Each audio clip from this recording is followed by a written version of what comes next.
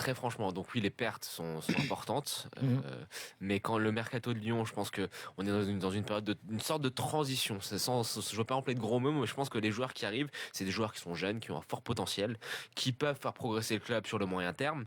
Pour tout de suite, j'en sais rien. On va attendre de voir parce qu'il y a quand même quelques incertitudes. On n'a pas tous regardé tous les matchs de l'Ajax pour savoir ce que vote était.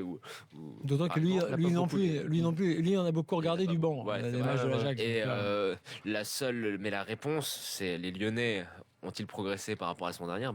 Tant qu'il y a cet entraîneur-là sur le banc, malheureusement, je pense qu'on est voué à stagner du côté de Lyon. Le plus important, c'est l'entraîneur. Là, tu prends des jeunes à très fort potentiel. C'est des joueurs qui, à mon sens, sont pas tous terminés, qui sont à la limite de la post-formation.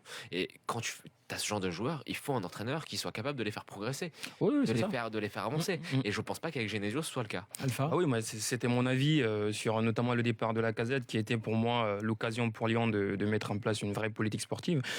Alors moi, je sais pas, les supporters lyonnais, est-ce qu'ils auraient préféré garder Lacazette, Tolisso et toujours finir loin du titre et ne pas aller décrocher un trophée chaque saison, ou plutôt avoir un remaniement, une véritable idée sportive et mettre en place une équipe collective du jeu. Et c'est là que je rejoins Jonathan, et je l'avais déjà dit, le problème c'est Genesio, quoi.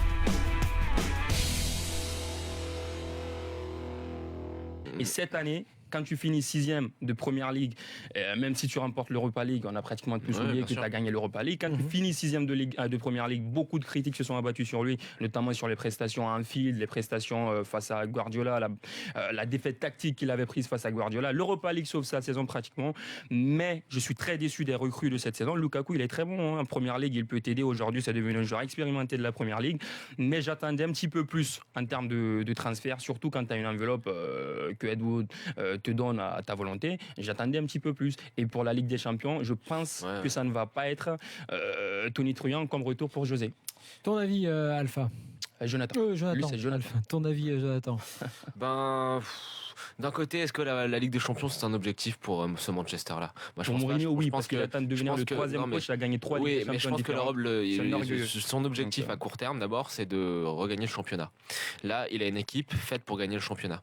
Quand tu regardes, je suis pas spécialement fan des recrues comme toi sur les 2 dernières saisons. J'ai plus l'impression parfois. Pour celle-là. Oui, sur mercato, mais même le dernier mercato, je suis pas très fan de mettre autant d'argent sur Pogba. Bailly, c'est pas mal, mais je pense que il y avait peut-être mieux à faire. Bon, je suis pas extrêmement, Si je regarde les joueurs, je me dis, c'est vrai que t'as raison, pour la Ligue des Champions, c'est un peu juste.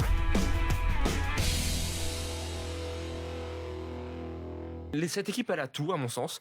Coach charismatique, un groupe qui est jeune et ambitieux, un jeu qui est spectaculaire avec beaucoup de talent.